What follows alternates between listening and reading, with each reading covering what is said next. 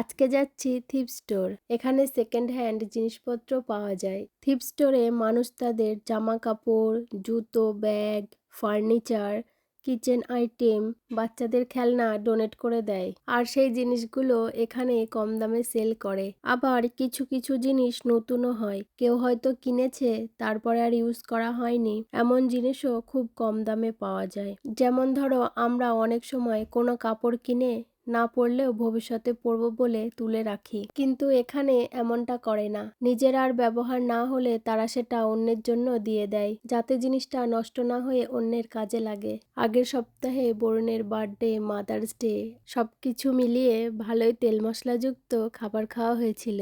এই সপ্তাহে ঠিক করেছি একটু তেল মশলা কম খাওয়ার চেষ্টা করব।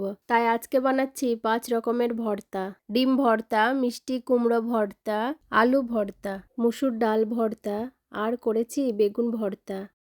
পরপর 2-3 দিন হেভি খাবার খাওয়ার পর এই রকম সিম্পল খাবার খেতে বেশ ভালোই লাগে। বিদেশে থাকলেও এই ছোট ছোট বাঙালি খাবারগুলোই যেন নিজের দেশের ফিল এনে দেয়।